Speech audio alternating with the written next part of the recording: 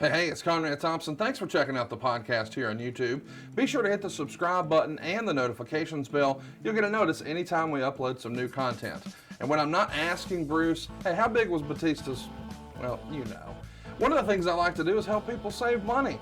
And if you're watching this video right now and you're in a 30-year loan, man, you're overpaying your single biggest bill and you may not even realize it. I want you to do a little experiment for me. Take your calculator out, multiply your monthly house payment by 360 payments. That's how many payments there are in a 30-year loan. That big scary number, that's your total of payments. You're looking at that number? You know you can do better. Keep more of your own money right now and go to savewithconrad.com. Or maybe you've got credit card debt. Man, it's not a matter of if I can save you money with that. Your average interest rate on a credit card is more than 20%. And by the way, all the interest you pay on those credit cards, it's not tax deductible. Whereas the mortgage interest, well, that is tax deductible. So if you owe this debt, it's up to you how to pay it back. Doesn't it make sense to get the cheapest rate possible and the greatest tax deduction possible? Find out how much money you can save right now for free at savewithconrad.com. You don't need perfect credit. Even scores in the 500s can be approved, and it's no cost out of pocket. But maybe best of all, we're licensed in more than 40 states. We can help more families than ever before. But how much can we save you? Find out right now for free with a quick quote from savewithconrad.com. Hey, it's Conrad Thompson, and you're listening to Something To Wrestle with Bruce Prichard. Bruce, what's going on, man? How are you? How do you know they're listening? Well, we get download numbers. In order to hear your voiceal area, that they would have to have their earl area tuned into the listen to and the thing. Yeah, they do the Fernum and the Schnavitz with the subscribe and the gimmick on the deal. And then here we are. Okay. Listen, I'm digging it. We're a little late this week, but I can't put my finger on why. I mean, that's on you. Is there That's on you, dog. Is there anything interesting or fascinating happening in your life these days, Bruce? Boring as shit, man. You know, really nothing going on. Pretty much. I made myself a turkey wrap today. Oh, that's a hot fancy. Turkey wrap where I actually took the turkey out of the thing and I put it in the pan and I cooked it up a little bit, got it hot. And then I took the Swiss cheese and I put the Swiss cheese on top of it. Then I put what's that thing called? The lid on top of that to make it steam and make the cheese melt. While I was doing that, because I got a gas stove and I just turned on the gas stove, then I took my tortilla and I made my tortilla hot in the thing. And then I put the tortilla, once it got hot and the steam and all that shit and melted the cheese on top of my turkey, then I put that on the wrap and then I wrapped it up. And then I ate it and it was hot as fuck. But I tell you one goddamn thing, it was good. Can I just tell you that's what all's been happening with me? Without you knowing it, did you realize, because it occurred to me as you were rattling that off, you have become Jerry Jarrett. Instead of chicken salad, it's turkey wraps. You have become Jerry Jarrett. Well, you know. You're already just starting to piss me off already. Like right at the beginning. I came in jovial. I came in with anecdotal story. Sure. About my boring life. Yeah. Oh yeah. You're very boring life. Yeah. And you just go, you start with the digs right off the bat. Well, I'll tell you what, I'm excited about today's episode because it is one of our least requested topics of all time. Just kidding. It's Ahmed Johnson, and I'm just hopeful that you and I don't get injured recording it. But we are excited to be covering him today. Of course, talking about the Pearl River Plunge and all that entails. Mr. Tony Norris was born on June 6th, 1963. So as you and I are recording, he's celebrating a birthday there in Lake Alfred, Florida. He's a high school athlete, finds his way to the University of Tennessee. He's playing football there, and it's been reported that he was a member of the Dallas Cowboys for the 90-91 season, but in all my research, I couldn't find anything about that. Do you know about this story that Ahmed allegedly, maybe he was on the practice squad? Did you hear about Ahmed and the Cowboys? I can't say that I ever have there, Conrad. Don't know that I ever heard that one. Maybe there was another Tony Norris that played football somewhere. Supposedly, before joining pro wrestling, he's briefly a trainer of Wild Tigers, which Feels like an uncut extra or whatever from the Tiger King saga last year. You heard about this? He trained wild tigers. Well, I didn't know Tony that well. I didn't know that he was a damn Dallas Cowboy Tiger training some bitch. I mean, this seems a little bit like those fantastical Manny Fernandez stories, does it not? Man, you took the words right out of my mouth. I was going to ask if he played for the Miami Dolphins at any point in his career. Eventually, he's trained by Scott Casey, Ivan Putski, and Skandar Akbar alongside Booker T and Stevie Ray. Of course, we know they're going to go on to be Harlem Heat. And this is all happening in Houston, Texas. So when do you first hear about Tony Norris? Because that's your old stomping ground right there. Yeah, I was gone by that time. Ivan Putski had started his school, if you will, in a little, what was it? Texas Wrestling Association or something like that, the TWA or some kind of thingy. And I knew about Super Collider and G.I. Bro, which was Booker and Stevie. And I'd seen them. Then of course, when they went to Global Force Wrestling, Global Wrestling Federation. It's the GWF, not the GFW. The GWF. Boy, see, you started me with the dig, and now I'm going down that damn Memphis road. But I didn't know of Tony. I saw him on TV for Global as Moadib. And big, impressive son of a bitch, man, had a great look. But Tony really didn't come on our radar until Michael Hayes came aboard. And Michael Hayes, I think, had worked with Tony in Dallas a little bit and was singing his praises and saying this is a guy that we should take a look at. What is Moadib? Moadib? Yeah. What is a Moadib? Well, I don't know. Is that a profession gimmick and I'm not familiar with it, or is it just like a dude's name or whatever? Oh, that's what he worked as in Global. No, I got that, but I'm saying, like we've had like Isaac Yankem DDS. So we also had like a GI Bro and a Super Collider, right? So I don't think Mr. Collider went to school and they took like, roll call in the morning. Collider, Super. Is Mr. Collider here? Yeah. Well, no, Mr. Collider was Stevie Ray. Right. I'm with you, but I'm saying Moadib.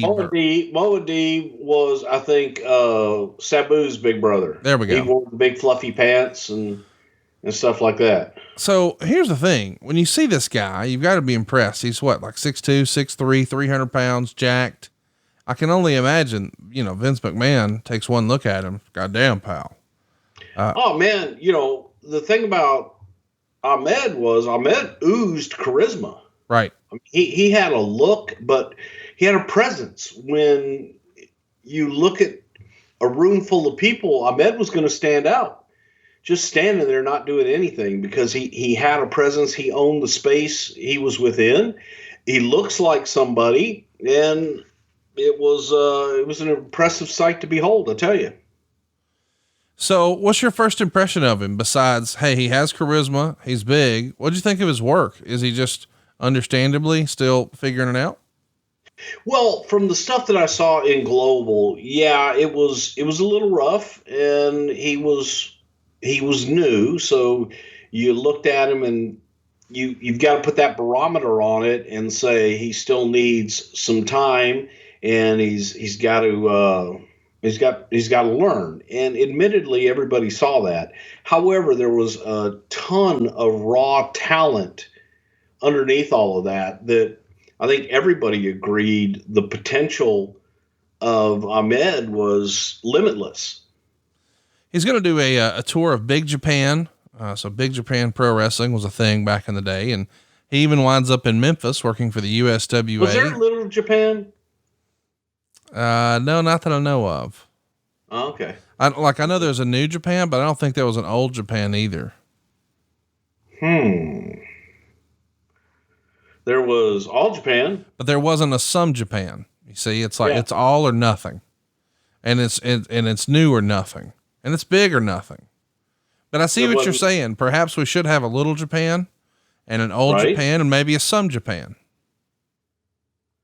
But we didn't. We didn't.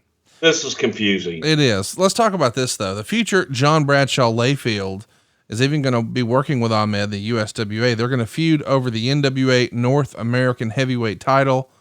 It's an interesting time in wrestling. This is sort of predating social media and YouTube. Does he get his first big break with the World Wrestling Federation through his matches in the USWA? Does he send in a tape? How do you recall Ahmed first getting a look? In Michael Hayes bringing him to us and saying, you got to take a look at this guy. He's got a ton of potential. And it was pretty much on Michael's recommendation to bring Ahmed in and take a look at him. So how does that work when you say bring him in and take a look at him? We're just going to set him up and work a dark match before a Raw or something like that? Yeah, back in the day, you would contact talent. You would try to look at whatever tape, whatever is available on talent at the time. We didn't have a big internet thing that you could just go online and find tapes of people and find their work. So you relied on videotape. You relied on people sending you things. In this case, we had seen some tape on him, but we're going off of Michael's recommendation, brought him into a TV taping. I don't remember where. And said, come on in, man. Let's take a look at you. Best I can see, he made his first appearance on July 15th, 1995. It's a house show in Houston, Texas. And he's wrestling That's probably why, because that's where he lived. He's wrestling under his real name, Tony Norris, against Rico Suave. And once he's signed, he's going to become Ahmed Johnson. And he makes his pre-television debut at In Your House 3, September 24th, 1995. His televised debut is October 23rd, 95. So once he gets a look, he's moving up fairly quickly, but we'll circle back to that. First, I want to bring this up. He's done interviews where he said when he first talked to you guys, he lied about his age and the miles he had on his body. At the time, he would have been, I think, freshly turned 32 32 years old. Do you remember him representing himself as a younger man? The only other time I heard that story was the old Boogeyman story, and that jumped off the page when I saw that maybe Ahmed had done the same stunt. No, I had never heard that story. Now, he might have lied to JJ or somebody like that, but to my knowledge, it was never brought up. So we should also add context to when he's coming into the WWF. Bill Watts is here for, I guess what we could call in hindsight, a cup of coffee. But Jim Ross wrote in his book that when Bill gets his hands on Tony Norris, he wants to call him Buck Johnson. And JR remembers rolling his eyes thinking, oh God, please no. Do you remember that even being considered, Buck Johnson, as a name for Ahmed Johnson? I do not. JR would write, it was the first time that Vince had overruled the cowboy in a way where it was at least expressed to JR that Bill was upset about it. How quickly did in hindsight, do you think the powers that be, if you will, Vince McMahon realized, hey man, this Bill Watts idea, this ain't going to work? Well, I think that was more of Bill realizing all of a sudden that, hey, there's one person, the buck does actually stop somewhere, and that buck stops at the chairman. And no matter where you are in the company, the buck stops at the chairman, and Bill wanted it to stop with him, and that just wasn't going to happen. Talk me through the name Ahmed Johnson. Can you offer any insight on how we landed on that name? We've often heard, like with Stone Cold, he got faxed a list of silly names and, Frosty McFreeze and shit like that. And anyway, do you remember there being an idea of how this Ahmed became the way to go? It was a combination of a lot of different names and using creative services, but a lot of different people trying to come up with a name and something new and different. Also consulting with talent, and Tony was consulted and wanted to have a name that he was comfortable with. And it was a combination of a lot of different things that just fell into place, and we landed on Ahmed Johnson. His first match we mentioned, July 15th, 1995. It's Houston, Texas. Any chance you were at that show? I mean, by 95, you're living in Connecticut, right? Yeah, but I believe that it was a television taping as best I can remember. I thought it was a house show, but you could be right. I could be wrong too. We're in the run. Not that that's ever happened. I want to add context to this again. It's July of 95. So we're not too far removed from the debut of Monday Nitro. When the announcement is first made that, hey, WCW is going live on Monday nights. And of course we don't know exactly what all they have in store, but we just know, hey, they're trying to go head to head. Is it important for you to try to create new? It feels like a lot of times whenever we talk with JR or yourself, you always sort of gravitate back to wrestling fans want new. And yeah, I would say that was the case no matter what. Yeah. But does the search come on like, okay, we know they got Savage. We know they got Hogan. At that point, you don't know Luger's out, but still, does somebody somewhere say, God damn, we need to start getting some fresh faces in here just in case? I think that first of all, that's probably always the case. It's a matter of, you ride that line of, is talent ready and or not, and where's that new going to come from? When you look at everything that was available at the time and you look at just fresh talent, and not even necessarily new, but fresh and different. Ahmed was fresh and different. Ahmed had just an animal magnetism about him that made him unique and stand out in the crowd. He was real, man. When Ahmed came in, you felt him come in. When he walks through the curtain, he looks and presents like he's a star, right? People look, yes. He could come out as No Name Smith, and people go, fuck, look at that. Look at old No Name. And he would grab people's attention on his presence alone. Who do you think he credits with that? Like sort of harnessing the intangible the way to captivate a crowd just when you just bust through the curtain.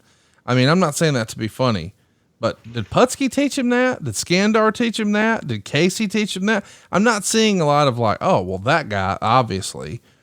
Or is it just something that was within him, you think? His mom and dad probably gave it to him, because when you look at everything else, Putski was an intense guy. Putski knew how to make an impression and come out big. And you look at the people that trained him. But what Ahmed had was that it factor that you can't just put your finger on and say, hey, he's got that. Yes, he has charisma. Yes, he has size. Yes, he has look. He has intensity, and everything about it, came together with him. I don't know that what Ahmed had that was special was something that was necessarily taught to him. So he debuts originally as Ahmed Williams in a dark match after the In Your House #3 in Saginaw, Michigan.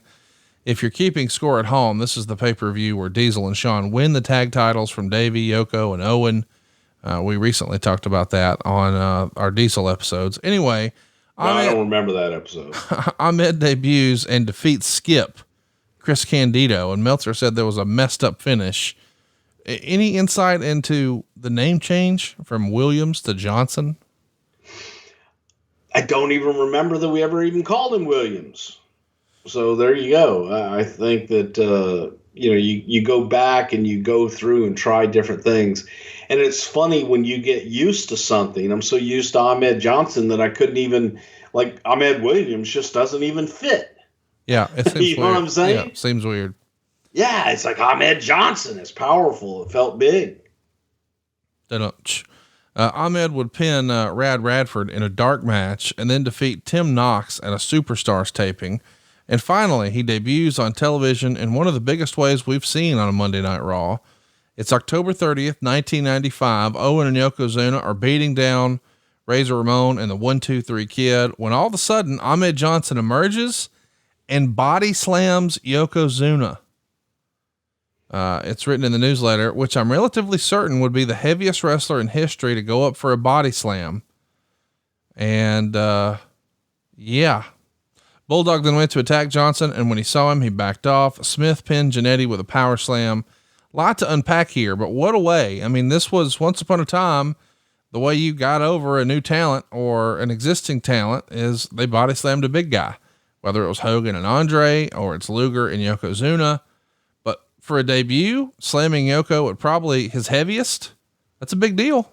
Man, it was a huge deal. And part of it was when you looked at the immovable force and the whatever object and all that good stuff, it was impressive as hell. And the roster looking at it, who could possibly do that? Right. It needed to be something new, something fresh. And if you want to make a big impact, that was something that Ahmed could pull off. Yoko was up for, and you remember it.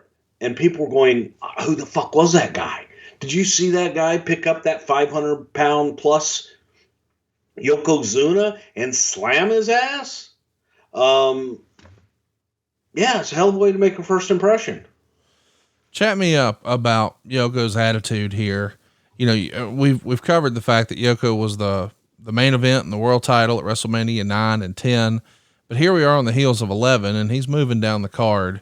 No problem with letting a debuting character body slam him in his first appearance. Not at all.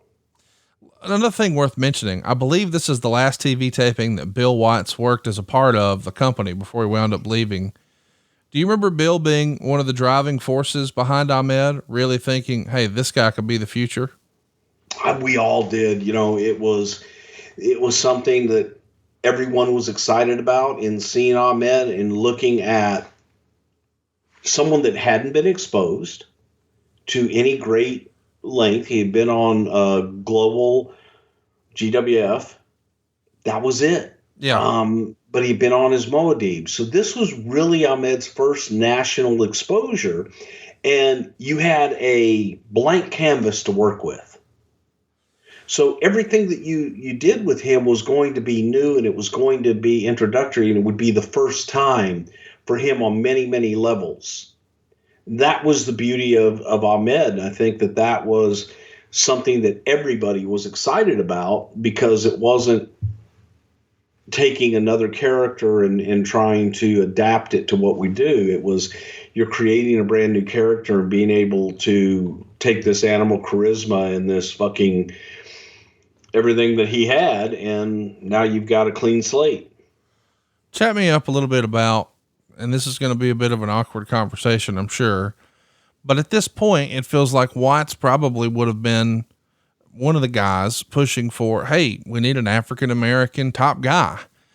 He had certainly set the woods on fire with Junkyard Dog a generation before, but it feels like at this point, that's still sort of lacking in American professional wrestling.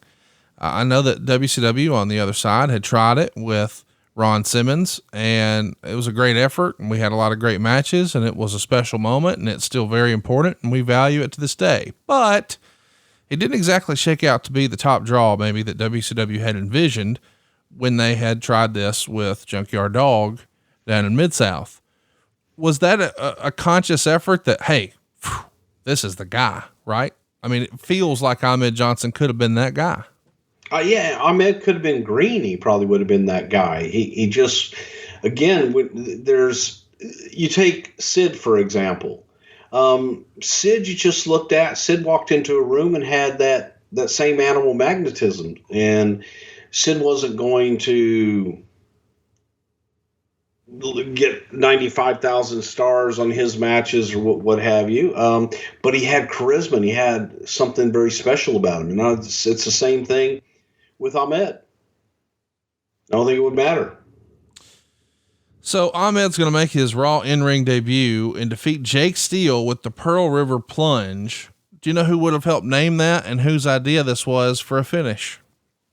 The Pearl River, I believe, was something that, in discussions with Ahmed back and forth, and I do believe that Bill Watts was involved in this, was just something in telling his story. And believe it or not, Roots was one of the, I guess, resources used that Ahmed was very passionate about. And it all just came up. Where's it going to come from? Pearl River, Mississippi. And that's why we came up with the Pearl River Plunge.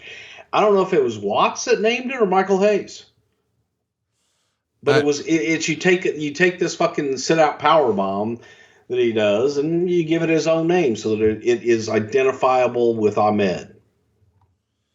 Let's keep it rolling here and let's talk about Shawn Michaels. Let's remember that he is one of the top guys in the promotion. He's fresh off of a world title match at WrestleMania 11. We know he's going to be crowned the new champ at WrestleMania 12. And almost right away, you see Shawn Michaels doing a promo where he's talking about tagging with Ahmed Johnson at Survivor Series. I mean, this has to be one of the strongest debuts in company history. He debuts, and the first time we see him, he's body slamming Yokozuna. And now the heir apparent to the world title is talking about tagging with him at the Survivor Series. Vince just sees money with this guy. Does he not?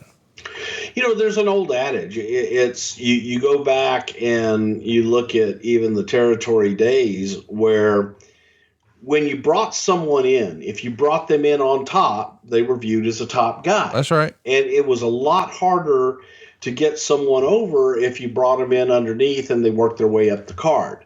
Now, that takes time to do. You bring someone in on top and they deliver, and it's somebody that people go, holy shit.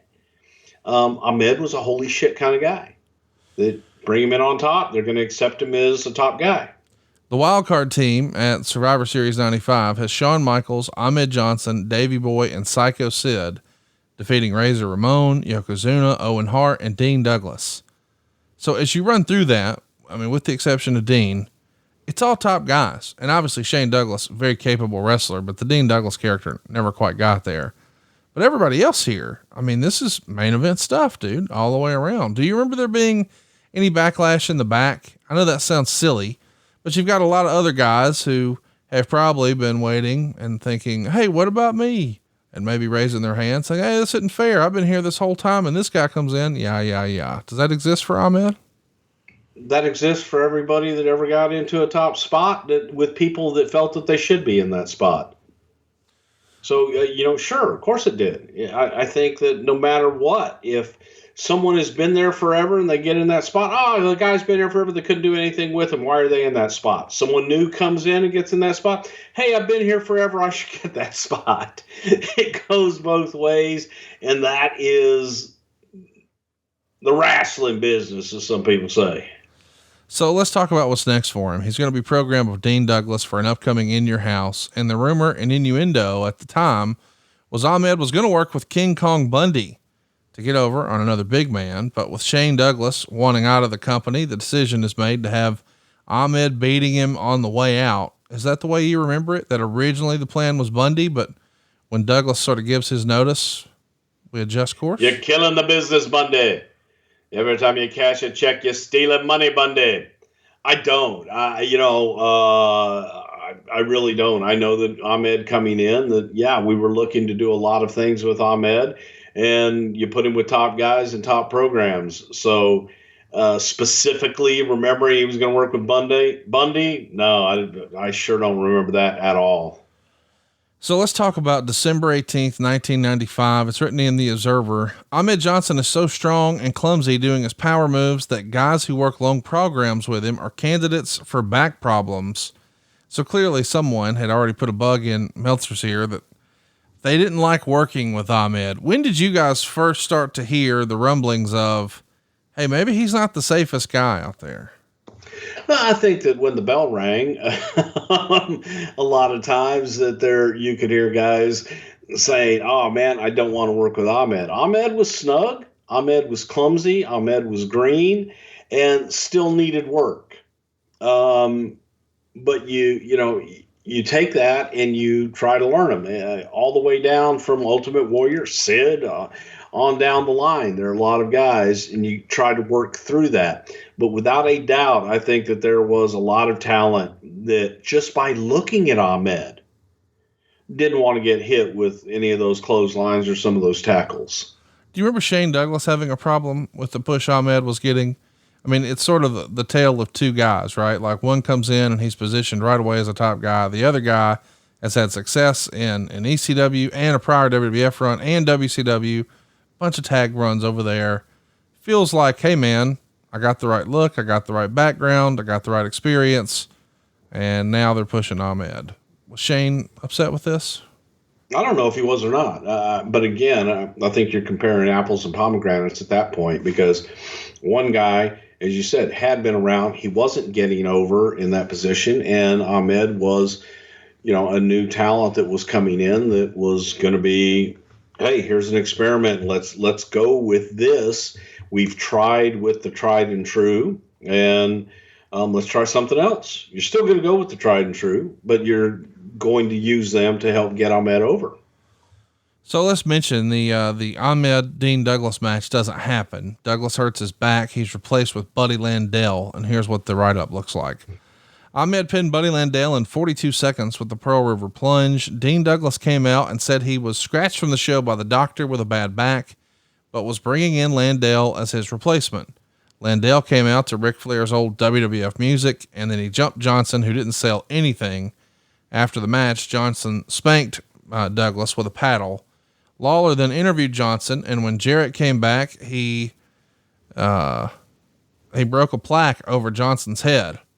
Jarrett hit him several times with brutal chair shots, and the two brawled to the back. Johnson didn't seem to know what to do because the brawl looked pretty bad. So Ahmed would mention that he felt like, his spanking of Dean Douglas was essentially a punishment for Dean.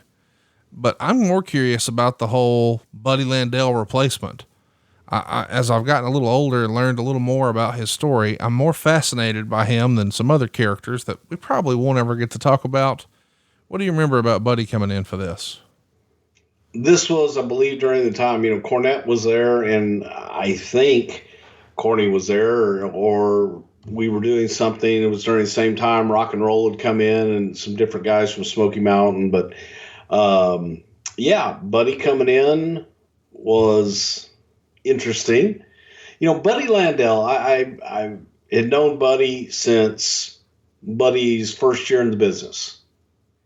Coming in and, brown-haired Buddy Landell, super nice guy, full of shit.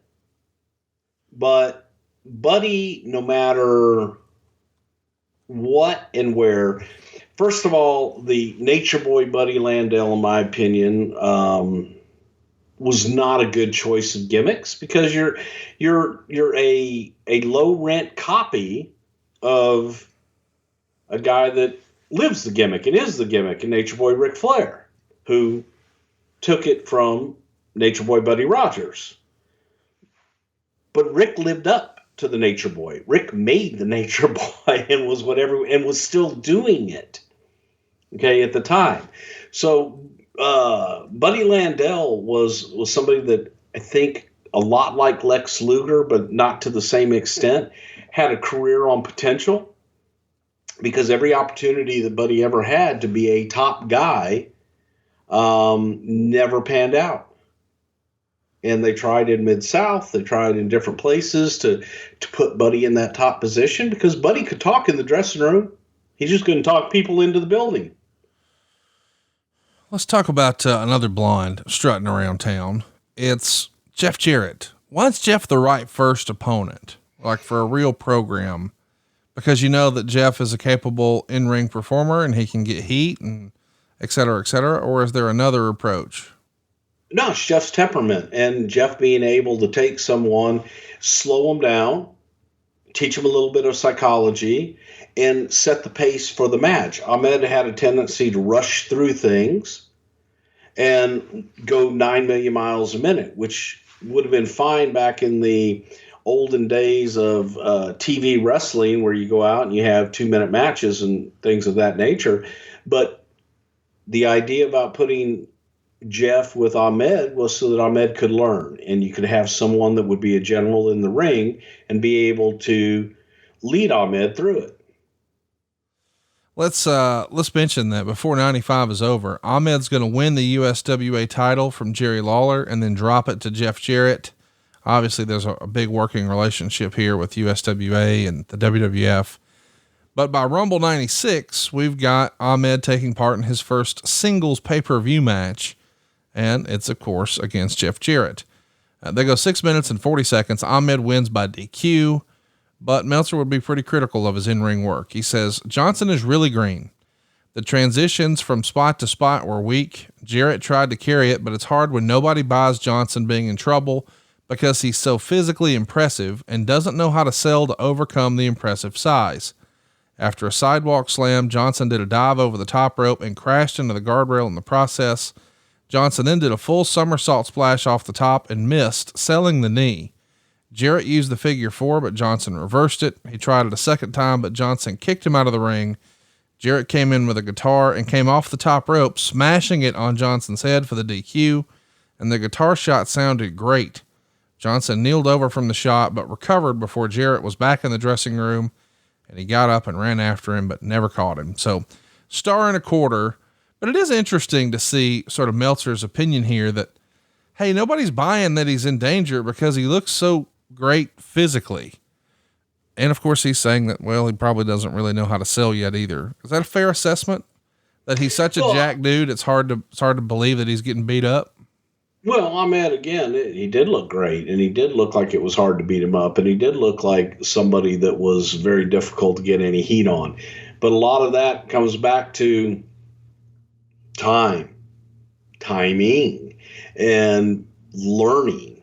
So we knew what we had. We knew that we had someone green, and we knew we had someone that needed development. So this was, a time where it's like, okay, he's going to have to slow down. Each and every night was a learning experience for him. And each and every night you had to just, okay, we're going to work on this tonight. We're going to work on this tomorrow night. We're going to work on this next week, and continue to let him grow if he had the capability to grow. What do you think of him taking these chances, doing the dive and crashing into the guardrail, the somersault splash? That's a big fella to be doing all of this. It feels like somebody in the back would have been saying, whoa, whoa, whoa, big fella. Yeah, I'm one of those people that's not real crazy about that. Especially, I'm not sure that Ahmed had a lot of experience doing those things and just figured, well, hell, I can do it. Let me go do it. Not necessarily knowing how to do it. So, again, man, it's like you see that and your mind tries to compute it and go, well, hell, maybe that doesn't fit. It doesn't feel right. And it didn't. And then Ahmed crashed and burned where it looked like it should have killed him, but it didn't. Didn't know how to sell that either. Let's mention, he's got a match scheduled for In Your House in the Louisville Gardens. He's supposed to wrestle Jeff Jarrett, but Jarrett gets hurt the night before in a match against Ahmed for the USWA, where he did the dive and his back locked up and he couldn't continue. Is this a worry when you've got sort of cross promotional things going on that guys could get hurt? I mean, now you can't deliver on a pay-per-view match, and it's essentially because you were trying to help a guy and do a favor, right? From day one, I think that's something that has always been a concern. That's, again, you invest in talent and then you loan them out to someone else. You don't have the same rings. You don't have the same equipment. You don't necessarily know who they're working with a lot of times. This case, not the case, but it's dangerous. And if, horrible to say, but if someone is going to get injured, at least get injured on your time in some place where you hopefully can do everything you can to prevent that in advance. And in independence and outside of our jurisdiction, that's difficult to do. So let's talk a little bit about what's next for him. WrestleMania 12. I guess we should mention there was a dark match where Ahmed beat Isaac Yankem, whatever. But WrestleMania 12 we recently covered was Ahmed teaming with Yoko and Jake Roberts. And the immediate pullback on the push for Ahmed seems to be noticeable here. I mean, I know it's all decent talent. I mean, Jake was once a top guy. Clearly so was Yoko. Vader has been near the top of the cards. So have Owen and Davey.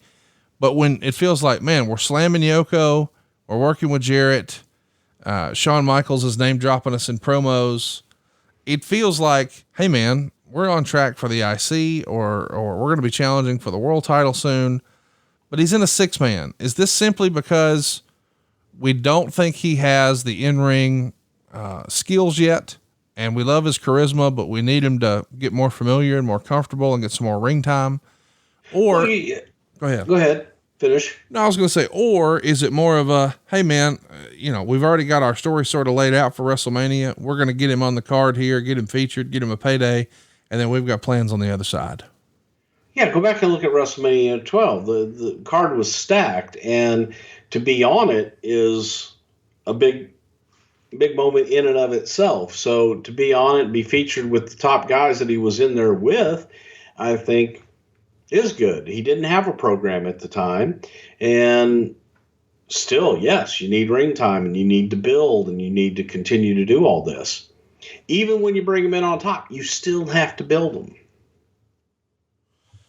Let's talk about, by the way, if you want to hear more about that match, we just covered WrestleMania 12. But I think you would say, and then the bell rang, but check it out in the archives. Ahmed starts working with, Davey Boy Smith, and they're doing arm wrestling segments on TV and the house shows. And this is a little old school, but it was still working. I mean, you guys were doing this as late as 97 on a regular basis. What do you remember about sort of the dying days of the arm wrestling challenges on house shows?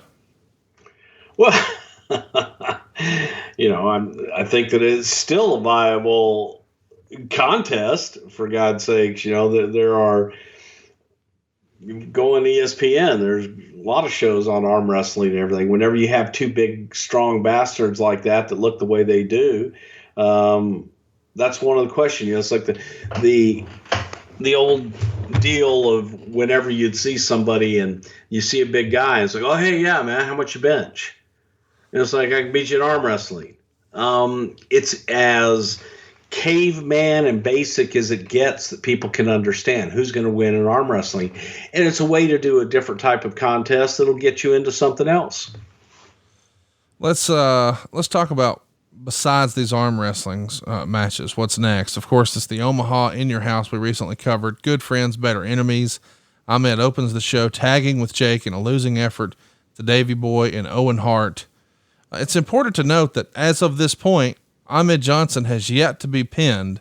Is that a conscious effort? Hey, we're not going to beat him.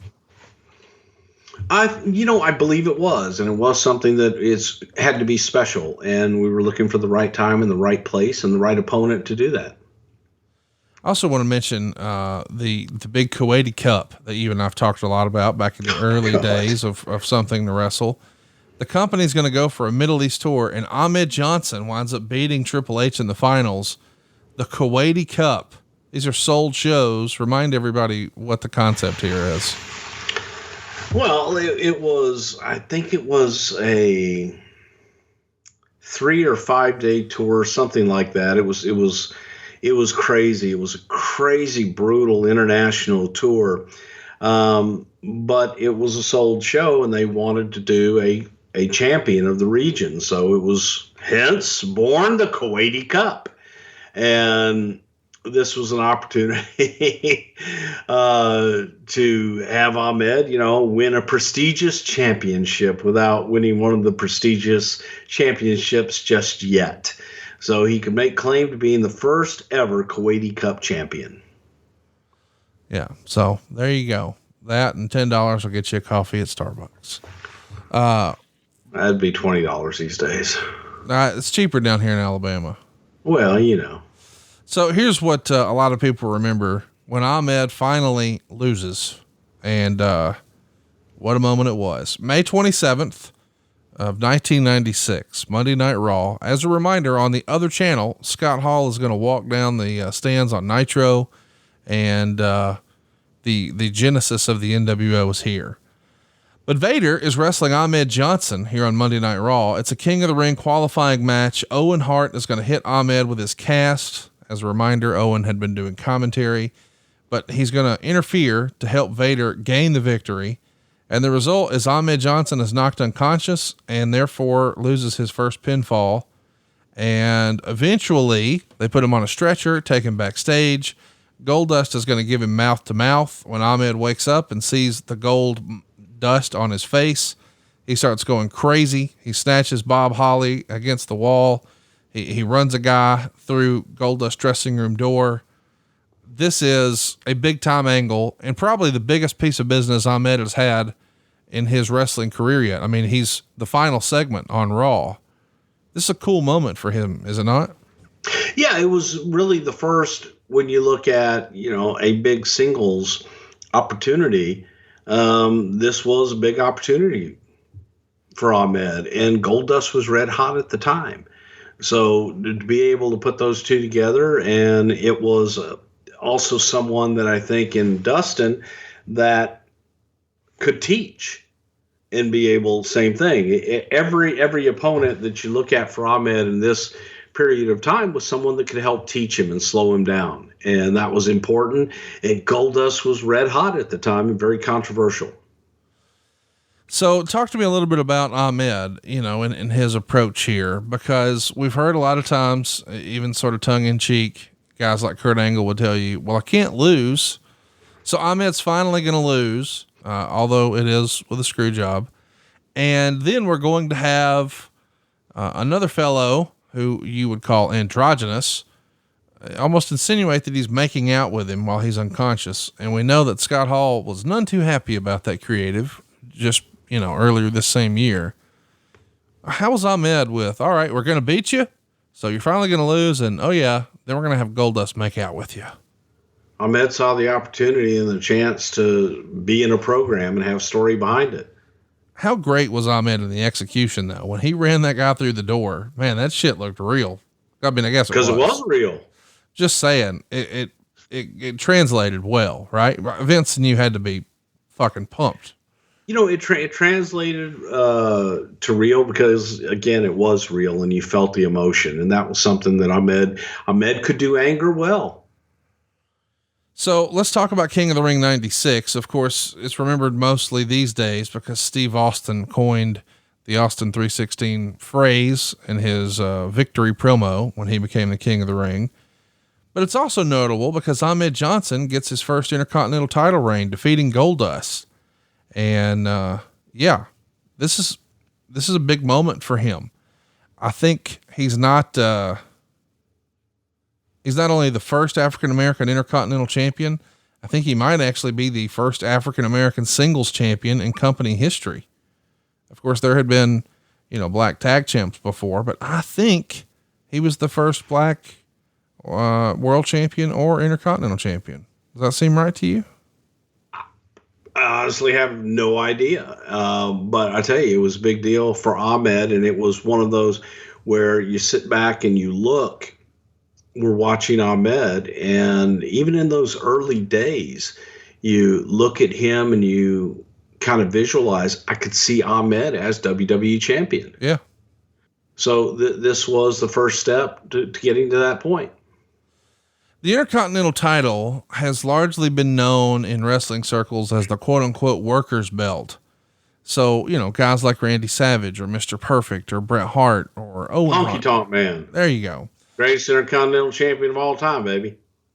Is there a concern that perhaps we've put the belt on a guy now who we're not sure could go pull off a 20-minute match? Or do we just think, you're putting too much thinking into that, Conrad? He's an attraction and he's going to get wins and sell tickets. Well, again, I don't know that anybody within the business that's actually in the business would refer to the Intercontinental Championship as the workers title. Again, Honky Tonk Man was the greatest Intercontinental champion of all time. Honky being one of the best workers in the business. And it was, a championship. And I think that it was the right stepping stone for Ahmed at the time. Well, here's what I'm trying to drive at, I guess. Back when you had Hulk Hogan and the Ultimate Warrior and big old dudes, who maybe when didn't Ultimate have Warrior was Intercontinental champion?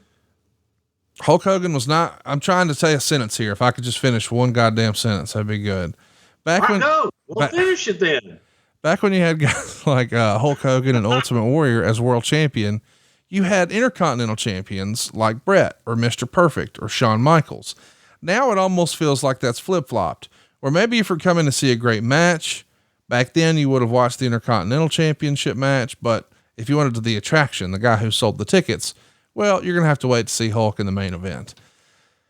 But now it feels like that's flip-flop. Shawn Michaels is without question the best wrestler in the world in 1996. And Ahmed Johnson is not exactly. So maybe that was a bit of a paradigm shift. For years and years, the WWF had strong undercards and maybe a weak main event as far as the quality of the match with a guy like the Ultimate Warrior or Hulk Hogan. But now with Shawn Michaels, that's no longer the case, right? No, again, Honky was champion during Hogan's reign. Warrior was champion during Hogan's reign. No, I don't think that holds water at all. It was just, you look at the attractions and you look at what you have at the time. Talk to me a little bit about the 6-man that you had planned for International Incident. It's supposed to be the Ultimate Warrior, Shawn Michaels, and Ahmed Johnson. And there's promos out there of those three together talking about, those had to be, I would like to see that. talking about taking on Vader, Owen Hart, and Davey Boy. But of course we all recall Warrior either quits or is fired, whoever you believe. And the team is instead joined by Sid. So now it's Shawn, Sid, and Ahmed. Do you think the appeal of Ahmed gets lost a little bit when you have a guy like Sid towering over him and just as jacked? I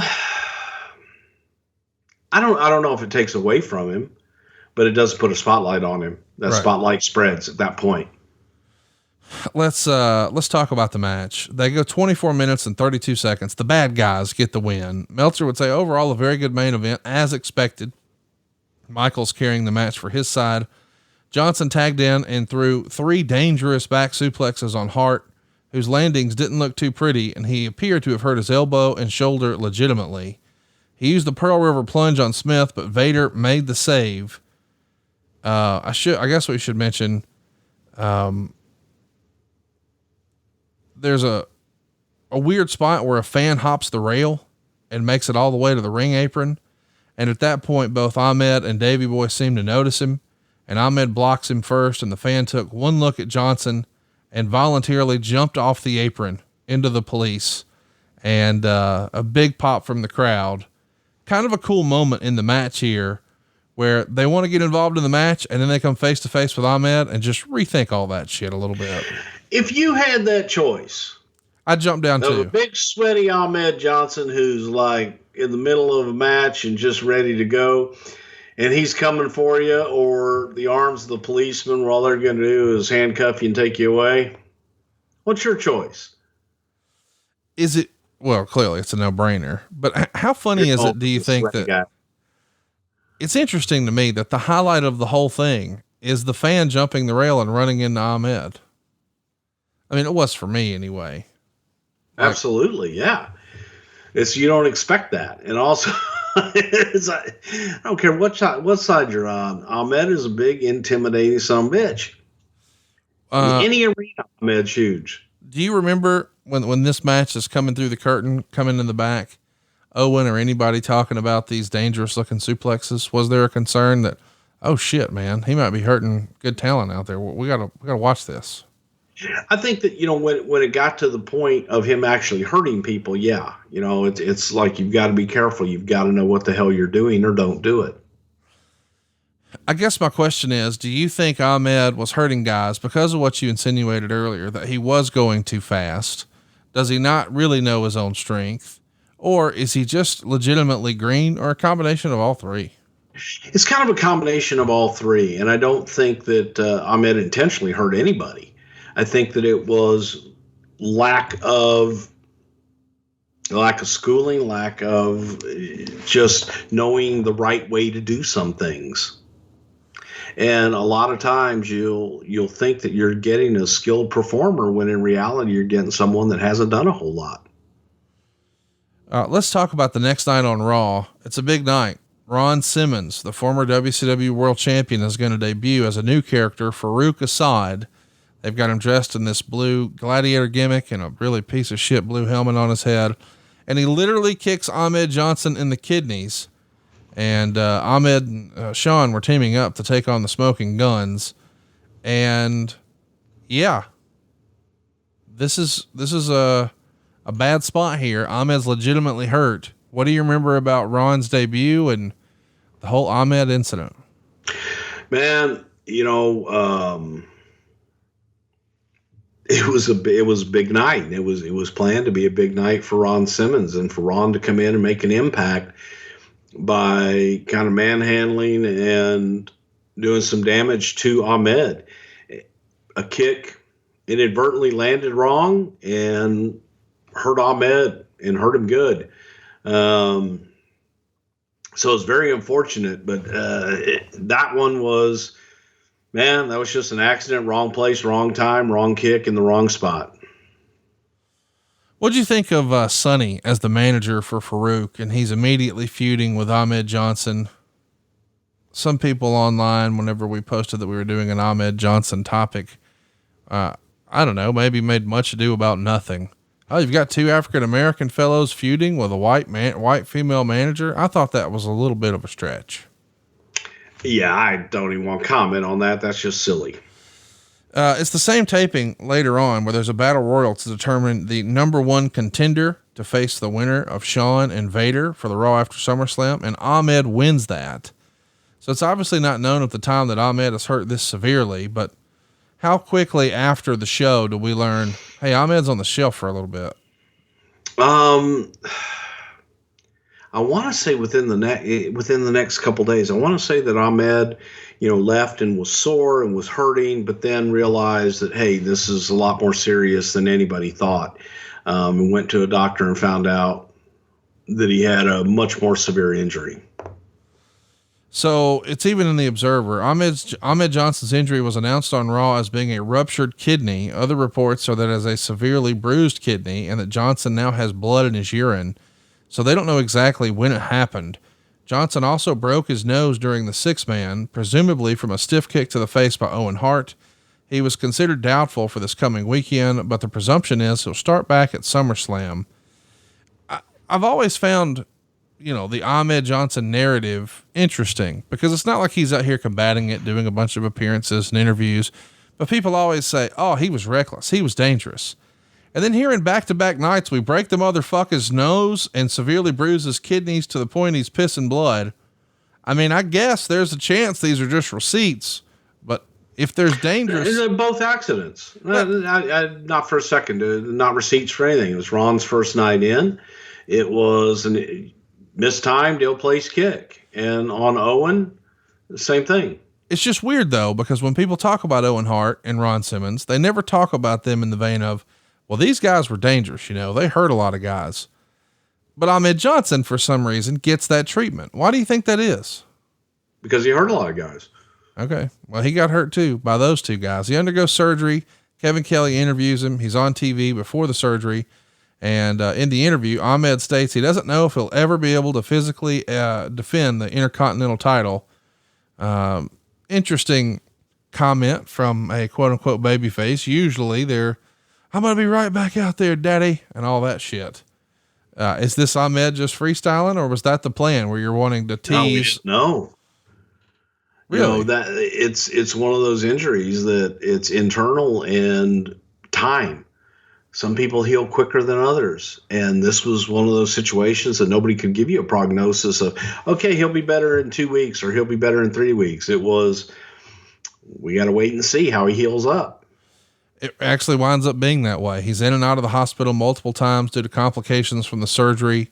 There's rumors that, hey, this could be a legitimate career-ending injury. They even give periodic updates on his condition, and he makes an appearance on Livewire, which we got to do a show on one day. We don't see him again until In Your House Buried Alive, which is in October, and he attacks Farouk backstage with a 2x4, causing him to miss his Intercontinental title match against Marco Mero. The reason, of course, is Farouk has a hamstring injury. Whew, the injury bug has bit you guys in a big way here in the fall of 96, has it not? Yeah, it usually does. It comes and it kind of spreads around like a virus of sorts. Gorilla Monsoon is going to suspend Ahmed after the attack, which is just a cover to give him more time to heal. In the meantime, though, Farouk forms the Nation of Domination, and Ahmed Johnson comes back on November 18th to clean house again with a 2x4. At the In Your House, My Time pay-per-view, which is, December, or It's Time, not My Time, December of 96, Vince McMahon conducts an in-ring interview with Ahmed. announcing that Ahmed is going to wrestle Farouk at the Royal Rumble. And Ahmed in the interview talks about how his injury made him lose his girlfriend, his car, and his house, and all he has now is the fans. Farouk comes out and calls Ahmed Johnson Uncle Tom. And he says he'll finish Ahmed Johnson off at the Royal Rumble. Boy, if this isn't the beginning of the Attitude Era, it ain't far away, is it? Yeah, no, it was definitely the beginning. And some of the stuff, he lost his girlfriend, his car, and his house is kind of... Sounds like a country song. Yeah, and my dog got sick, by God. Yeah. It could definitely be that way. But sometimes I think that Ahmed's psychology was a little amiss. So chat me up about the creative here with him coming out and listing off all those things that this injury cost him. And then Farouk calling him that. Is this something y'all run past anybody? No. Or are they just freestyling? No, this is guys going out and cutting their own promos. Listen, I know you don't give a shit about the PWI 500, but back in the day, the After magazines, people got excited about that particular issue. And Ahmed Johnson was ranked number 5 in the world for 1996. He's the 5th best wrestler in the world. We waited for them PWI 500s to come out all the time. We're like, oh shit, man. God damn, I was number 8. I think I should have been 6. Yeah, what the fuck? Ahmed Johnson at number 5, though. He's the 5th best wrestler in the world, Bruce. Yes. Who's arguing it? Now, speaking of awards, 400 or what? I don't get it. We should mention he won the worst. That's like being in the Wrestling Observer, whatever. I'm glad you brought that up. The Observer readers voted him worst on interviews. Do you think Ahmed Johnson deserved that? Was he the worst on interviews? Do you have a favorite Ahmed Johnson interview? Do I have a favorite Ahmed interview? No, I don't. When they were over? Huh? When they were over? Ahmed rushed his interviews like he did his matches. So he would get all excited and just go so fast you couldn't understand anything he said. It's like Warrior. You couldn't, they're mumbling and talking about shit. You have no idea what the hell they're talking about. Yeah. It's pretty bad. There was a video game that came out around this time on PlayStation, and you would get like a video of the guy cutting a promo before the game actually started, like if you picked him or whatever. And dude, it's hard to make out anything he was saying. He was so excited, and there was a lot of intensity there, but it was Ultimate Warrior-esque. You had no idea what in the world he was talking about. Shotgun Saturday Night debuts on January 4th from the Mirage nightclub in New York. And besides Marlena flashing Bob Backlund, the most memorable moment is Ahmed Johnson hitting D'Lo Brown with the Pearl River plunge on a car. Talk me through this. What do you remember about this spot? It was our first Shotgun Saturday Night. We were live, and that was pretty difficult to do in syndication in those days because you are in syndication, and now you want this thing to be live. You're dealing with oftentimes markets that are not beyond prime time. Most markets weren't set up in those days to take live feeds in at all hours of the day. So it was a little difficult, but we really wanted to make an impact with this live Shotgun Saturday Night, and you're in New York City. Man, let's do some wild and crazy stuff. So we wanted to do some Wild West stuff, which ended up with D'Lo getting Pearl River plunge on top of a car. It's like, let's take it to the streets. Let's go on out. Let's have some fun.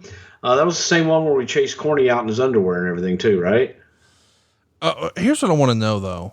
You've told us before, one of those backstage skits where guys are, taking bumps in cars. It was a rib on Jim Cornette. And I think you've told us before it wasn't a rib on Jim Cornette. No. Okay. All right. Whatever. Here's my thing. Whose car was this? Whose car were you fucking up? And was this a tongue in cheek? Was this Howard Finkel's or, No, this was actually just, a car that we rented for this stunt.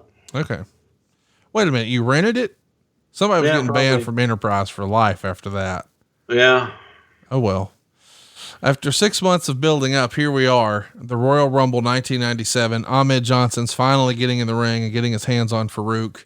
We covered it way back when in the archives, but let's briefly recap here. They go 8 minutes and 48 seconds, and Ahmed gets the win when the entire NOD interfere for the DQ.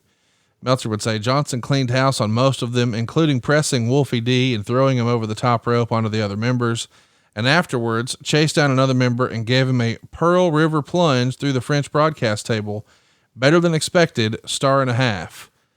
That's a pretty big deal. This is still the era where we're not going through the announcer's table every single week. I mean, don't get me wrong, it's happened a handful of times, but it's still a big deal. Why did it make sense to do that spot here? We're trying to reestablish Ahmed Johnson as he's a top guy. He's a special attraction. He's out for blood. Yeah, let's do something different. Let him be destructive. And it wasn't something that was overused and constantly just became a spot. It was special, and let's do something special for this. At this point in January, I mean, it's not a clean finish, but he does put a guy through a table. Did you already have WrestleMania in mind that we're going to do Ahmed Nation stuff at WrestleMania? In January. In January, yes. Okay. In mind, I don't think it was done yet, though. So the feud between Nation and Ahmed doesn't end, and Ahmed's running around with 2x4s doesn't end either. Whose idea was it for Ahmed to be the new Jim Duggan, for lack of a better word? It seems like every time we see him in this era, it's a 2x4. And I guess if you're taking on a whole gang, you need a weapon. How do we land on a 2x4? You know, the vision of Fist. You ever see the movie Fist with Sylvester Stallone? No. It's loosely based on Jimmy Hoffa's story. And in that, there was this scene, and they all had sticks. And some of them had 2x4s and shit. But there's one point, and it was about unions, and there's one point where the strikers and the scabs and whatever, they get into it. And it just, there was a picture of this guy with this 2x4. I'm looking at it right now. Yeah, and that's kind of where it's like, give him a goddamn 2x4. It looks badass. And yeah, Duggan had done it, and there was reservations about Ahmed doing it because Duggan had done it.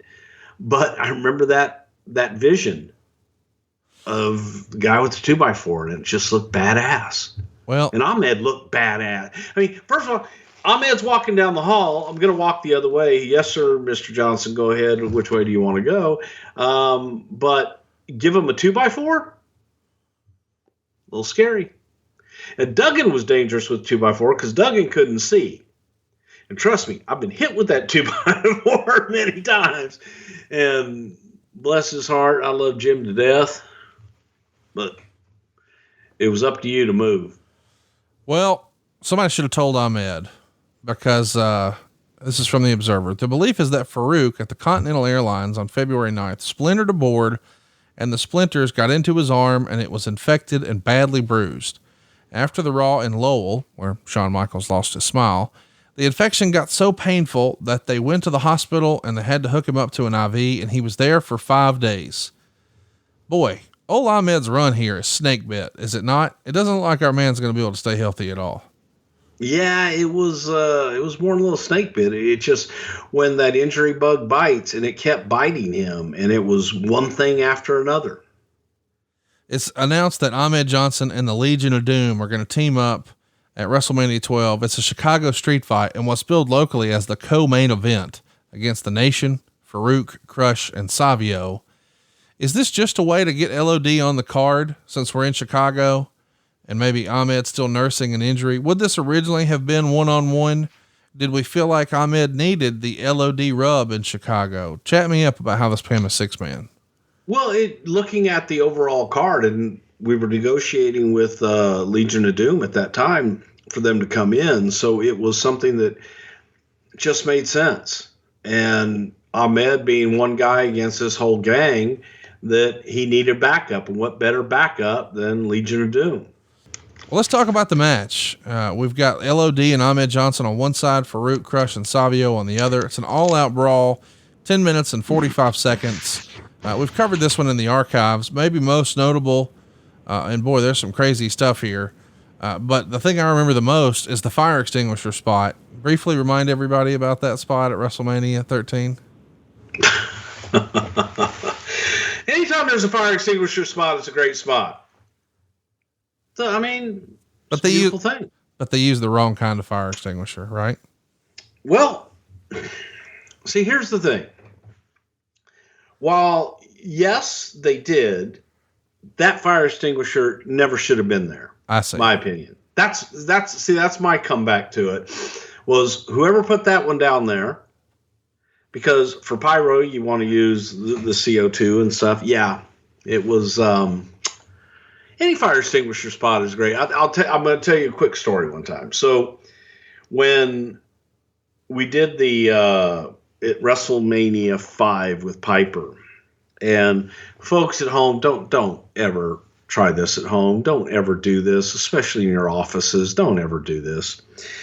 But we had a lot of CO2 fire extinguishers all throughout the building at the studio. In the studio, we were kind of an entity unto ourselves. We were kind of away from everybody. We worked late hours into the wee hours of the morning, and played a lot of wiffle ball inside the studios and things of that nature. But during that time, when I discovered these fire extinguishers, we used to use the fire extinguishers on each other. Like surprise somebody and go, oh, hey man, can you go get this tape for me? Somebody come around the corner, you hit him with a fire extinguisher. And you'd like lay in wait sometimes, and there would be these, look, it gets boring and it gets tedious all hours of the night. You got to entertain yourself some way. Well, one night, very late at night, I was waiting for someone to come up the stairs, and as they're coming up the stairs, I hit him with the fire extinguisher. The only thing was, it was a chemical fire extinguisher. And that shit, like, goes everywhere. Thank God I did it upstairs in the offices, not, downstairs near any equipment. Because this shit, like, left dust all over the entire second floor of the offices, in the cafeteria, and the dressing rooms, and the makeup area, and the offices that were open. And again, thank God most of the doors were closed. And we were like, holy shit. We couldn't breathe for a while. It was great. So folks, don't play with fire extinguishers. This is not an ad. This is a public service announcement from me to you. Don't play with fire extinguishers, because sometimes they could be shit that you don't want to fuck with. Just saying. Well, I'm glad the Road Warriors got to fuck with this match, because this is probably the highlight of their 1997 run. Is it not? Yeah, because it was their return. It was Chicago, and kind of hard to get higher than that at that point in their career. Ahmed Johnson is hurt here in this match. He takes a bump from the middle rope to the floor. Wow. You know what's weird? This is terrible. I'm digressing. Just hit me. Yeah, both those guys are gone. Yeah, the Road Warriors. Both, yeah, but and both Joe and Mike, and it's, you forget that sometimes when you think about things and history, and damn, I miss both those guys. I'm sorry, I digressed. That's okay. Farouk took a bump from the middle rope to the floor, which is likely the move he separated his shoulder on, and he's currently out of action. So the original plan was Farouk and Ahmed at In Your House Cold Day in Hell, but now it's Ahmed working with Savio and Crush.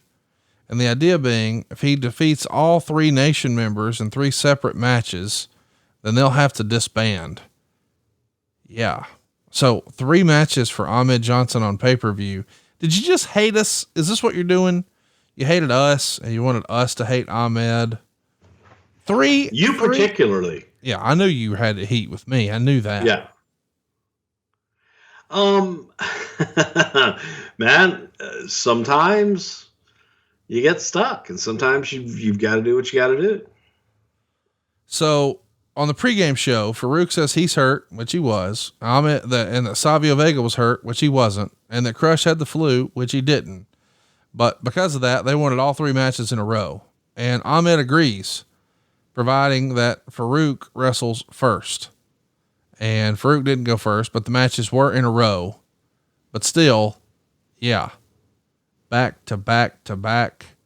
You're welcome. 5 minutes and 38 seconds for Crush, and then 5 minutes and 57 seconds for Vega, 2 minutes and 10 seconds for Farouk.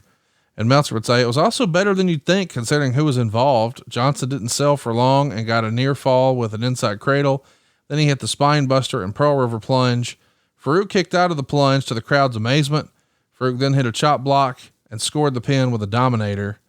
3/4 of a star. So this makes no sense to me.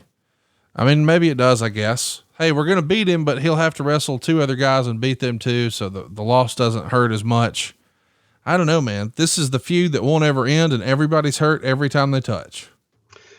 Yeah. It needed to end though. Yeah.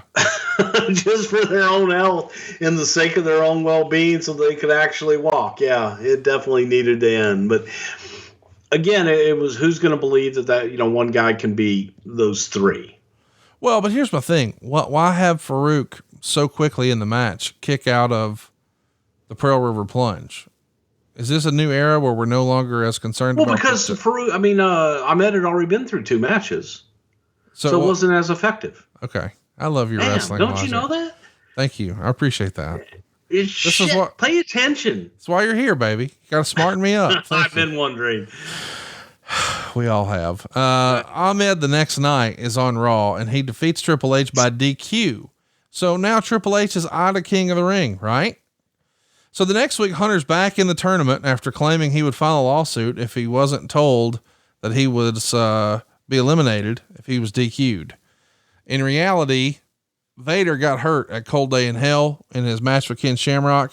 So Triple H is substituted back into the tournament. Things change, Conrad, right? Damn right. Can you imagine? Well, actually, he wasn't told about that disqualification rule.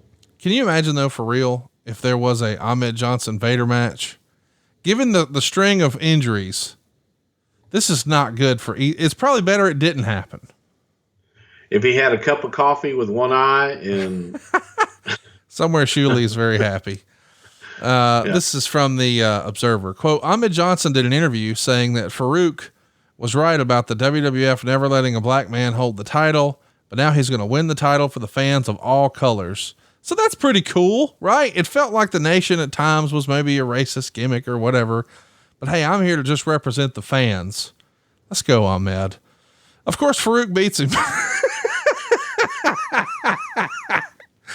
And the Undertaker interferes, and that leads to Taker chokeslamming Ahmed Johnson.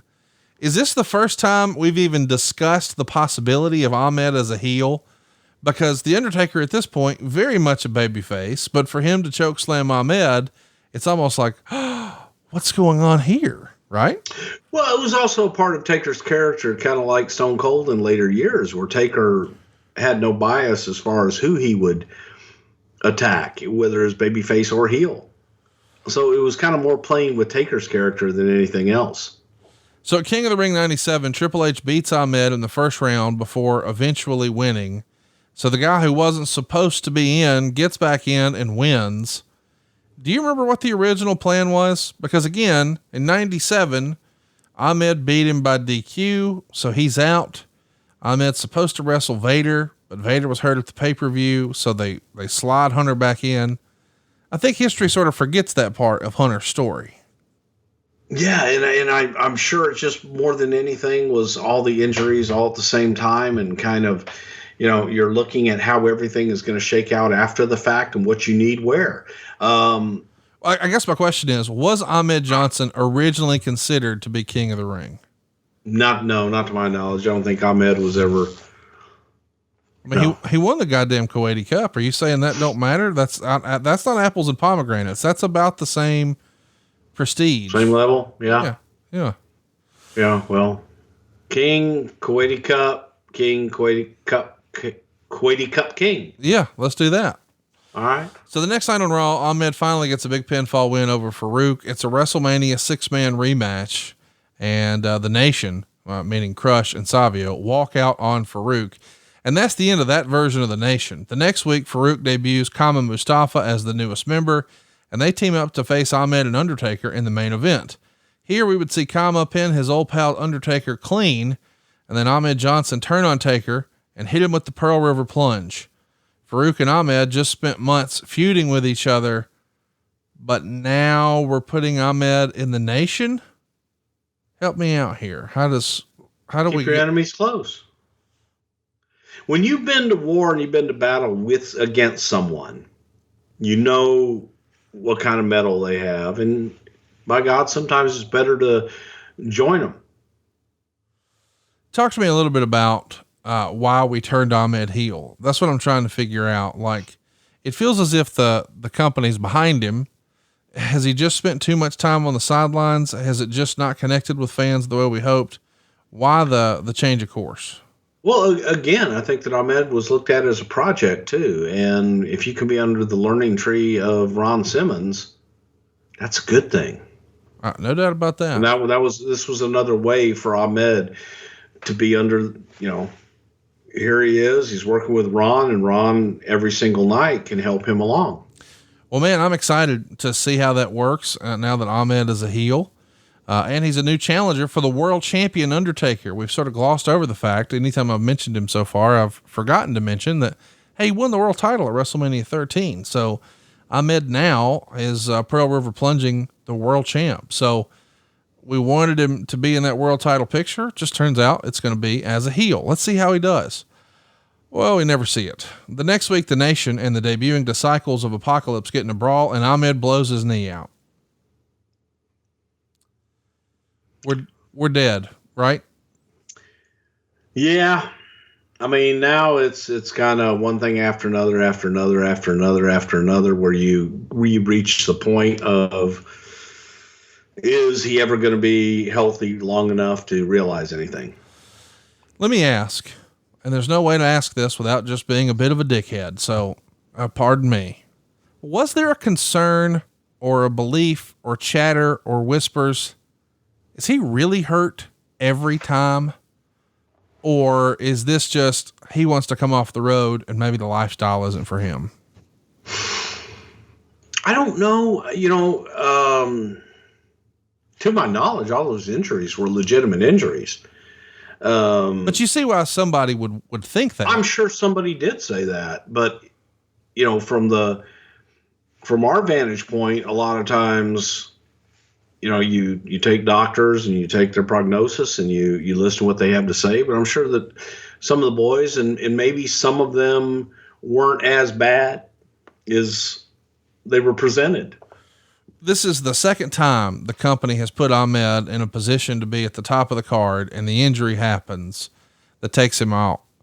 At this point, is it just understood, or does it have to be explicitly said, guys, we can't bank on him right now. We'll figure something out when he comes back, but we got to move on. Yeah, you have to say that. I mean, because you couldn't, and that's just a fact that you're faced with every single day.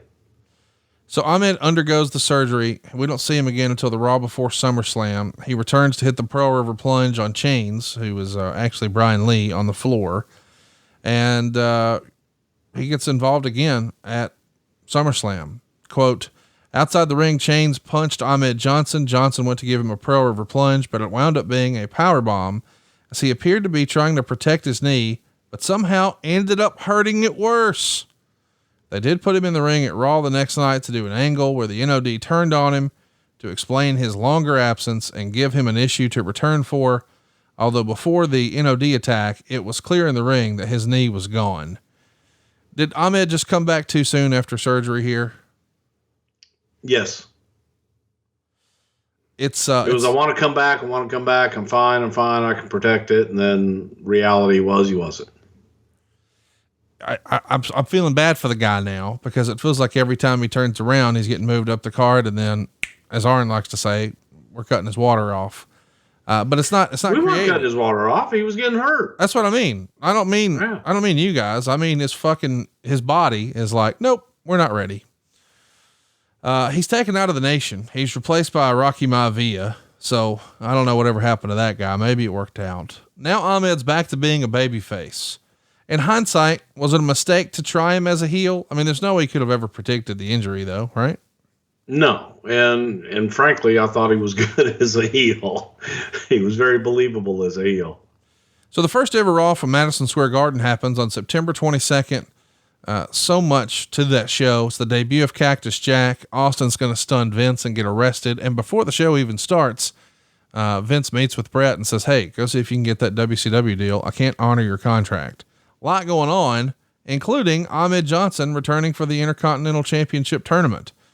Of course, Austin had to vacate that title after Owen dumped him on his head at SummerSlam. And Ahmed's going to pin Rocky Maivia to advance to face Farouk. But at some point, he manages to cut his hand open from an exposed nail here at the Garden and tears tendons. So, yep. He's supposed to win over Farouk and go on to face Owen in the finals. That doesn't happen. Instead, it's Farouk. And Ahmed is officially the most unlucky man in professional wrestling history. Yeah.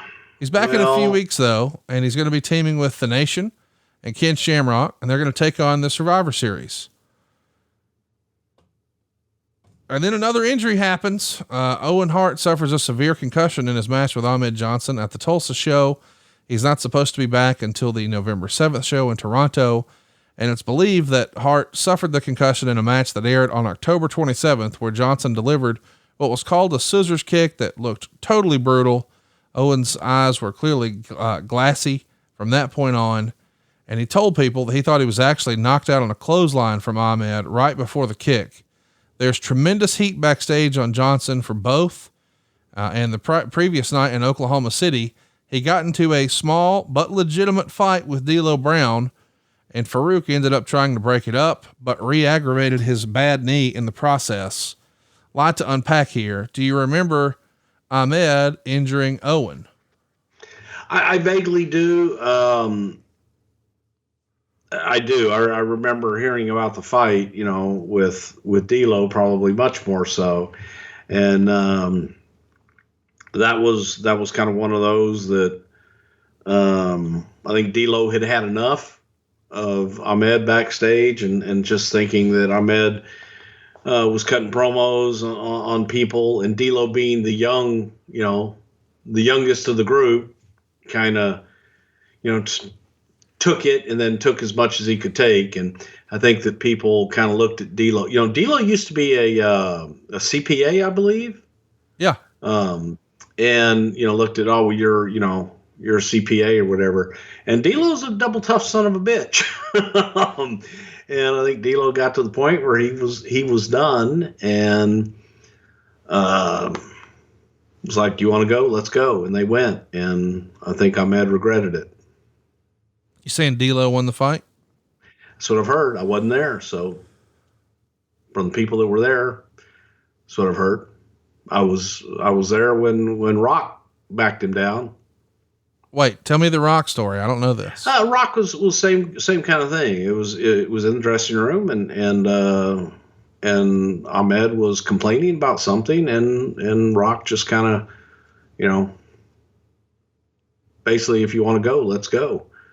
And Ahmed backed down. Huh. And nobody was stopping anybody in that one. And I was there in the dressing room for that. But it was, again, it's there's a lot of that, much ado about nothing. But if, so yeah, so when you hear the D'Lo thing, it was like, okay, I could see that. D'Lo's a tough son of a bitch. Here's the thing too. I know a lot of our listeners probably are a little bit like, what?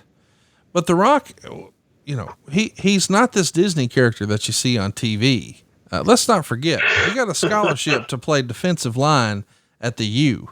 And when you're playing defensive line in Miami with guys like Warren Sapp, you're a bad motherfucker. Yeah. Yeah. Yeah. So old Dewey Johnson's a bad motherfucker. But it's just funny, people think, oh, he's just a promo guy. No. Before cute rhyming shit, he was hurting people for real on the gridiron on a big level. So yeah. Rock's kind of up there in that top 5 of guys you would never want to mess with. So there's a Raw not long after, and Steve Austin and Ahmed get into a promo challenge, and a match is made. And later on, Ahmed is in the ring waiting for Steve, but Kane comes out and destroys Ahmed with 2 tombstones. Feels like, yeah. Survivor Series 97. We all know what happened in the main event, but on the undercard, it's Ken Shamrock, Ahmed Johnson, and the Legion of Doom taking on the Nation. And Meltzer would say the purpose of the match is to get Shamrock over as one of the top echelon guys. And it seemed that goal was accomplished. Johnson and Farouk brawled to the back, but the brawl looked bad because Johnson didn't appear to be trying very hard to actually catch him. And when they did, it seemed more like they were waltzing to the back rather than brawling. 2 3/4 stars. At this point, did it feel like Ahmed maybe wasn't as motivated? Was he dejected, rightfully so, with his place on the card, or just frustrated with his injury bug? It just doesn't feel like the same Ahmed here by the end of 97, does it? Ahmed was dejected. However, I think that everyone else was dejected with Ahmed. He came in with a very bright future and a lot of opportunity. And, you know, you're watching him and looking at him going, man, this could be the WWE champion. Every time that you got close to trying to take the next step for that to happen, inevitably something else would happen that would prevent it from taking that next step. So many, you know, after the first, okay, that can happen once, that can happen twice, it can happen 3 times. 4 or 5 times after a while, you start to, it's fool me once, shame on you, fool me twice, shame on me.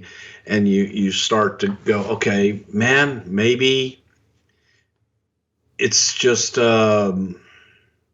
something is preventing this from happening. And it was always, an injury was always something.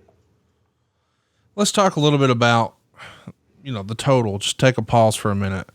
We got backstage issues with fights. You've just mentioned there was at least a verbal situation with The Rock, an actual dust up for real with D'Lo. He's had issues with Farouk. We've injured Owen. Owen's injured us. Every time we turn around, someone's injuring someone, but the common denominator is Ahmed's involved. And this is supposed to be sort of the blow off of a year-long blood feud with him and Farouk. And instead it feels like a fizzle. He's scheduled to face Kane at In Your House DX, but on his way to a show in Hampton, Virginia, he flipped his rental car 3 times and he's injured again. This is, man, if it wasn't for bad luck, my man here, Tony Norris, would have no luck at all, would he? Yeah. Always something. Let's talk about a little bit of, some heat, brother, from the Observer. Quote, Jarrett referred to Ahmed Johnson, who legitimately couldn't work, which is one of the reasons they did the angle, as a quote unquote water retaining idiot, which is a steroid reference. Johnson called him a chicken shit, although it was somewhat bleeped. Slaughter came out and told Jarrett that on the pay-per-view, he'd wrestle a major star because he was facing The Undertaker. And Ahmed has said in more recent interviews, quote, Jeff Jarrett was one of the guys who had a problem and let me know by his actions that he did not like me very much. Is that based on Jeff's relationship with Owen and other talent? Or do you think Ahmed's just remembering things a different way? I think that, a lot of guys let Ahmed know that they didn't feel he was safe and weren't happy about his injuries to himself and to other people. Jeff was probably one of those people. So I think that there was a point where Ahmed might have felt that it was the world against him sometimes. Finally, and this feels like it's long overdue, you got to send Ahmed to work out with Dory Funk and Tom Prichard in Stamford. This is early January 98. Maybe you're telling him it's to get the ring rust off him, but clearly you're wanting to make sure he's in shape and he's not hurt and he's not going to hurt anybody.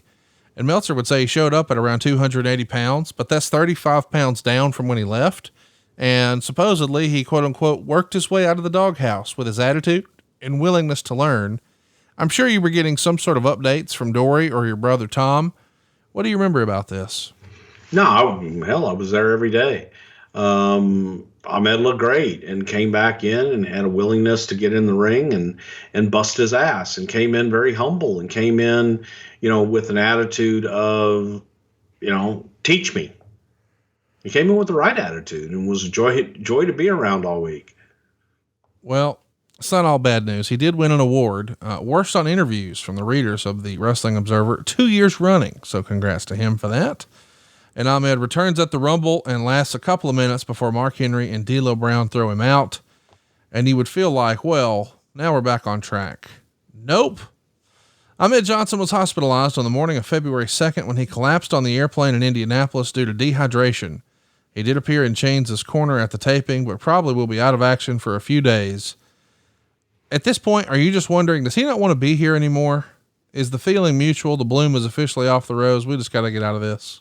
The bloom was off the rose without a doubt. And you start to ask the question, and you question yourself, why? And you have to look at the investment. Do you want to continue to invest regardless of what's happening here, in someone that is always going to be injured, or there's always going to be something, some kind of incident or some kind of issue? So, you got to make decisions, and you got to move on. We're almost there. The last pay-per-view he would appear on is No Way Out 98, which you recall, had the famous replacement where Shawn Michaels couldn't wrestle. So the suitable replacement was Savio Vega. But that's not this match. This is Ken Shamrock, Chains, Skull, and 8-Ball taking on the Nation. At this point, it does feel like all Ahmed does is wrestle the Nation. But either way, Shamrock makes Rocky submit to the ankle lock. That sets up their WrestleMania match. That match is on February 15th, and it's Ahmed's last match for the company. Meltzer would say Ahmed Johnson was officially released on February 23rd. This stems from an incident at the TV taping on February 16th in Waco, Texas. Johnson had nearly 4 years remaining on a 5-year contract. It's no secret the company wasn't happy with him because of his injuring people, his own constant injuries, and a poor work rate. In addition, because of losing momentum from the injuries and losing even more steam with the heel turn and a rapid face turn that nobody cared about him anymore, his stock had fallen tremendously since he was originally offered the deal and thought to be one of the top attractions in the company.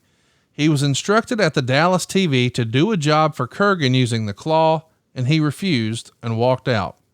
He never returned, missing TV the next night and his house show dates over the weekend. My feeling, giving the knowledge going in that he would surely react this way because of what he was asked, not to mention being in Dallas, where he ended up in an early part of his career, that the end result may have been more desired than what was asked. As it was, Titan has legally gotten out of the contract because he breached, because God only knows how bad it would have looked if they actually had done that match on television, and it wouldn't have been worth a thing coming out of it anyway. Norris has since claimed to friends that he never refused to do the job, was never asked to do the job, but he felt the company was burying him because he spoke openly on the wrong side of the fence on the touchy Survivor Series finish issue. And Meltzer would say, hey, that's what he claimed. So he's saying, hey, they're punishing me because I supported Bret Hart in his decision to behave the way he did after the screw job in Montreal. And I stand with Bret. Meltzer says, well, I heard he wouldn't put over Kurgan with the claw and no-showed. What do you remember? I remember that we had Kurgan and the Truth Commission as a new group, wanted to get them over. And looking at, top guy here, Kurgan was big 7 foot, Robert Malay, just a monster, and going to try something. And the way I remember it, Tony didn't want to do it. Left. Simple as that. The rumor and innuendo from Ahmed's side of the story is he's booked to appear in a segment with the Truth Commission where he was beaten and dragged up the entrance ramp. And he did an interview where he says, quote, when I left, the reason I did leave and the reason I didn't tell Vince is because I'm not a crybaby. But my sister was dying and she died like 3 days after I walked out the door, and they didn't know I was dealing with that, And supposedly Ahmed's sister was an avid fan of the WWF. She was battling cancer, and he didn't want her to have the image of her being beaten and dragged by the neck while she was gravely ill. And according to Johnson, 15 minutes before he was scheduled to have the match, which would end in his being attacked, He received a call that his sister was doing really, really bad and that he should come immediately to her in the hospital in Florida. Johnson says he then met with Vince McMahon and told him he had some things to deal with and immediately left the show and flew to Florida, where his sister died the following week. Johnson has stated subsequently that he did not tell WWF management the reason for his departure at the time because he, quote, didn't like to burden people with his problems, end quote. And he didn't want to give the impression that he was telling them something for sympathy. Did you hear this story that Ahmed had a gravely ill sibling? I did not. This is all new to you right now for the first time? Yeah. Okay. You know, I mean, it was laid out, you know, the TV laid out what it wanted to do, and he left. Well, that's what I know. And to my knowledge, did not speak to Vince, didn't speak to me. And when it was time to go, was nowhere around. And people saw him leave, so we knew he left. Wasn't like, yeah, he's not seen on TV again until WCW brings him in as Big T to be part of Harlem Heat. That lasts for a handful of months. It's not very great. They do a feud with him and Booker over the letter T. That's real. It's like a Sesame Street feud, I guess. I don't know. He never comes back to the company, and he's rarely spoken about on television again. Ahmed sort of gives the impression that he had a falling out with Vince McMahon. Maybe there was another conversation some other time. And basically Vince said, you'll never work in the wrestling business again. I find that a little hard to believe because nobody's ever heard Vince say anything like that as far as I know. Why haven't we seen Ahmed back around? Do you know? I don't know. You know, to my knowledge, I don't know that he's ever even inquired to come back. The last time I saw him, he wasn't in any kind of ring shape. Yeah. I just mean in terms of sometimes you guys bring back legends and whatever. And, yeah. And even like conventions, I think I've only seen him or heard about him being at like one convention. He's not a regular to make appearances and whatnot is what I'm saying. It's almost like wrestling's firmly in his rearview mirror. Yeah, I hope so. But I got to say this, you know, Tony came in. Tony was from Houston. I was from Houston. I was living in Connecticut at the time. But I don't think Tony was a bad guy. I really don't. I think he was a little misunderstood, and I think that he was a very defensive person in that he was someone that always thought everything was against him. Whether there were signs of it or not, he would make signs. But when you would get like one-on-one with him and you would just talk to Tony, not Ahmed, he was a sweetheart of a guy. Yeah. Didn't really understand the business as well as he thought he did. But to me, it was sad because he had all the tools. He had the it factor and had, you know, enough about him that he could have been a huge star if it weren't for his own doing, you know, and, yeah, it just was a shame. It really was a shame because I think that he could have been a big star. It's one of those great what ifs. I mean, if the cards had fell a different way, there's a chance we could have seen him as the WWF champ. Don't you think? Yes. Sometime in 97, maybe.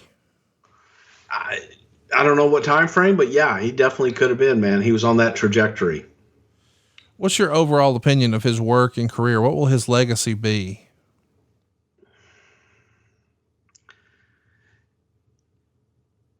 Not realized potential. Yeah. Is it. He wasn't a good worker. He wasn't a good promo, but still he was an attraction. Even all that, you know, Warrior wasn't a good promo. Warrior wasn't a good worker. Right. He was an attraction. Ahmed was an attraction. And I wish that for his own sake and for ours, for everybody else's, I wish that he could have grown more when he was here. Real quick, I want to mention to everybody that next week we're going to be bringing you Undertaker's 98 and 99. That should be an incredible show. We'll be back in 2 weeks to talk about King of the Ring 2001. And don't forget, we've got a big July coming up. Bret Hart's 1993, the Trish Stratus episode, an Ask Bruce Anything, In Your House 9, International Incident.